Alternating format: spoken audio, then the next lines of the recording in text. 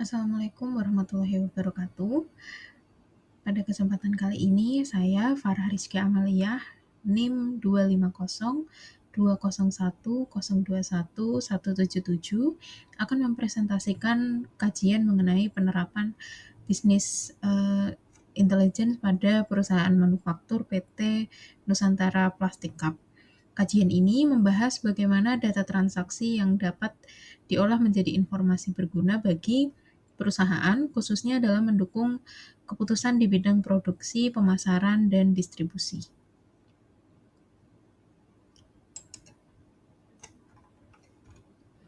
Baik, latar belakangnya, perkembangan teknologi digital menyebabkan perubahan pada perilaku konsumen, termasuk dalam melakukan pembelian melalui berbagai platform digital.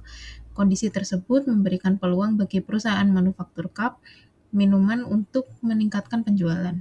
Namun di sisi lain, semakin banyak transaksi yang terjadi juga menghasilkan data dalam jumlah yang sangat besar.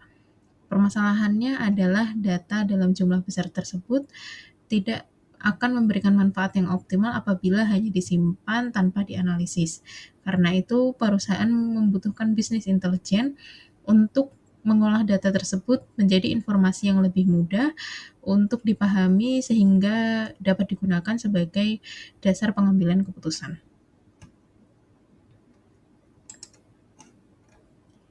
Tujuan penerapan bisnis intelijen dalam kajian ini adalah membantu perusahaan memahami kondisi bisnis berdasarkan data. Data yang berasal dari data transaksi penjualan, data produk, data pelanggan, serta data pengiriman akan diolah dan ditampilkan dalam bentuk visualisasi atau dashboard. Dari dashboard tersebut, perusahaan dapat memperoleh insight, kemudian menggunakan insight tersebut untuk menentukan keputusan bisnis. Jadi secara sederhana, alurnya adalah data yang akan kemudian dianalisis menjadi informasi, lalu menghasilkan insight, dan akhirnya digunakan untuk pengambilan keputusan.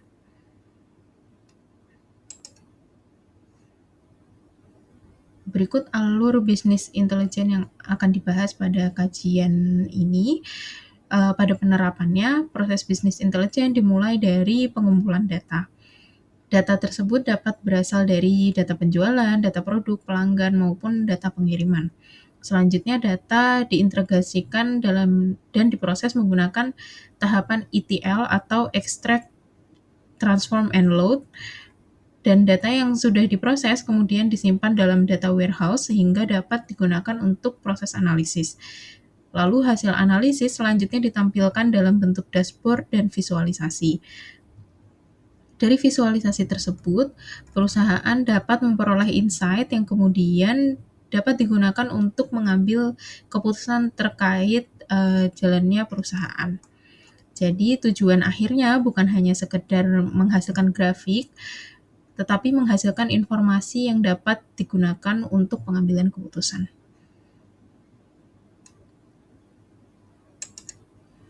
Ya, sebagai contoh, pada tampilan berikut terdapat laporan tahunan. Dashboard yang pertama adalah laporan kinerja tahunan. Dari data simulasi yang digunakan, pendapatan perusahaan menunjukkan tren peningkatan dari tahun 2023 sampai dengan 2025. Pada tahun 2023, pendapatan perusahaan adalah sebesar sekitar 387,7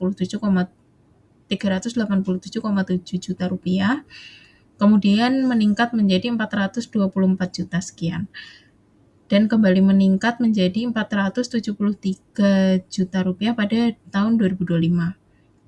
Pertumbuhan pendapatan pada tahun 2025 ini mencapai 11,54%.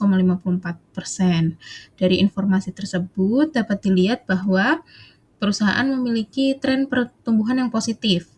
Insight yang dapat diperoleh adalah perusahaan perlu mempertahankan strategi yang sudah berjalan dan mempersiapkan kapasitas produksi untuk mengantisipasi peningkatan permintaan.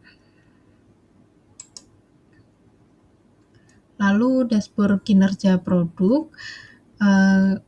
Pada dashboard ini menunjukkan kinerja masing-masing produk. Dalam simulasi ini terdapat 4 jenis produk yaitu cup 200 ml, 300 ml, 700 ml, dan 500 ml. Berdasarkan hasil analisis, cup yang 500 ml ini menjadi produk dengan kontribusi pendapatan yang terbesar, yaitu sekitar 528 juta. Hal ini menunjukkan bahwa cup 500 ml memiliki performa yang lebih baik dibandingkan produk lainnya. Lalu insight yang dapat diperoleh adalah perusahaan dapat memberikan prioritas lebih besar terhadap produk cup 500 ml tersebut, misalnya dengan memastikan ketersediaan bahan baku dan kapasitas produksinya tetap berjalan dengan baik. Sementara itu, produk dengan kontribusi lebih rendah dapat dievaluasi kembali dari sisi permintaan, harga, maupun strategi pemasarannya. Lalu dashboard yang berikutnya adalah digunakan untuk melihat pola penjualan dan pendapatan berdasarkan waktu. Berbeda dengan dashboard tahunan yang memberikan gambaran secara umum, dashboard ini membantu perusahaan melihat bagaimana penjualan berubah dari bulan ke bulan. Dari visualisasi dapat dilihat bahwa penjualan tidak selalu memiliki nilai yang sama pada setiap bulannya. Terdapat periode tertentu ketika penjualan mengalami peningkatan maupun penurunan. Informasi seperti ini penting karena perusahaan dapat mengetahui adanya pola permintaan. Misalnya apabila perusahaan mengetahui bahwa permintaan cenderung meningkat pada periode tertentu, maka perusahaan dapat mempersiapkan persediaan bahan baku dan kapasitas produksi lebih awal. Selain itu, informasi tersebut juga dapat digunakan untuk menentukan promosi yang lebih tepat. Lalu dashboard berikutnya membahas mengenai segmen pelanggan. Dalam simulasi ini, pelanggan dibagi menjadi 4 segmen, yaitu pelanggan baru, aktif, loyal, dan tidak aktif. Hasil analisis menunjukkan bahwa pelanggan aktif memberikan kontribusi yang terbesar, sementara pelanggan yang tidak aktif memberikan kontribusi paling rendah. Dari sini dapat kita lihat bahwa tidak semua pelanggan memiliki kontribusi yang sama pada perusahaan. Karena itu strategi pemasarannya juga sebaiknya tidak dibuat sama untuk seluruh pelanggan. Pelanggan aktif dapat dipertahankan melalui program loyalitas. Pelanggan baru dapat diberikan strategi untuk mendorong pembelian kembali. Sedangkan pelanggan tidak aktif dapat diberikan program reaktivasi. Dengan demikian, bisnis intelijen dapat membantu perusahaan melakukan pemasaran yang lebih tepat sasaran. Dashboard berikutnya yaitu digunakan untuk melihat efektivitas moda pengiriman. Dalam simulasi ini terdapat 3 pilihan ekspedisi, ada A, B, dan C. Kita memperbandingkan beberapa indikator yaitu waktu pengiriman, tingkat keterlambatan, dan tingkat komplain. Berdasarkan hasil analisis, ekspedisi C memiliki rata-rata waktu pengiriman yang lebih cepat yaitu 1,17 hari. Selain itu, tingkat keterlambatannya juga paling rendah dan tingkat komplainnya sekitar 1,85%. Dari hasil tersebut, ekspedisi C dapat menjadi salah satu alternatif utama perusahaan dalam meningkatkan efektivitas distribusi.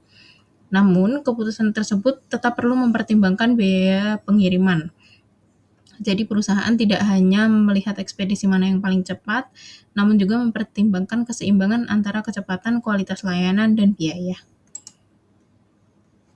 Dari kelima dashboard tersebut, terdapat beberapa insight utama yang dapat diperoleh, yaitu pertama, perusahaan menunjukkan pertumbuhan pendapatan selama periode 2023 sampai dengan 2025.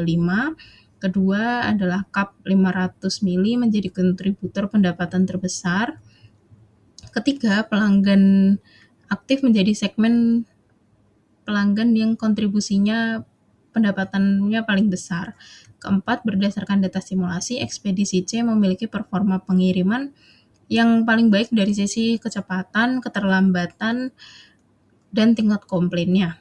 Kelima, terdapat pola perubahan penjualan berdasarkan waktu yang dapat digunakan untuk membantu perencanaan produksi dan persediaan. Dengan demikian, dashboard tidak hanya memberikan gambaran mengenai kondisi perusahaan, tetapi juga membantu perusahaan memahami area mana yang perlu dipertahankan, area mana yang perlu ditingkatkan, dan area mana yang perlu dievaluasi. Berdasarkan insight-insight tersebut, terdapat beberapa rekomendasi yang diberikan, yaitu dalam bidang produksi, perusahaan dapat meningkatkan prioritas produksi cup 500 ml karena cup 500 ml memiliki kontribusi terbesar untuk pemasukan perusahaan. Dalam bidang pemasaran, perusahaan dapat mempertahankan pelanggan aktif sekaligus membuat strategi khusus untuk pelanggan baru dan pelanggan yang tidak aktif. Lalu dalam bidang distribusi, perusahaan dapat mengevaluasi peningkatan penggunaan ekspedisi C dengan tetap memperhatikan biaya pengiriman. Selain itu, perusahaan dapat menggunakan pola penjualan bulanan sebagai dasar untuk mempersiapkan stok dan kapasitas produksi sebelum periode pengiriman meningkat. Dengan demikian, keputusan perusahaan tidak hanya berdasarkan perkiraan, tetapi berdasarkan informasi yang diperoleh dari data.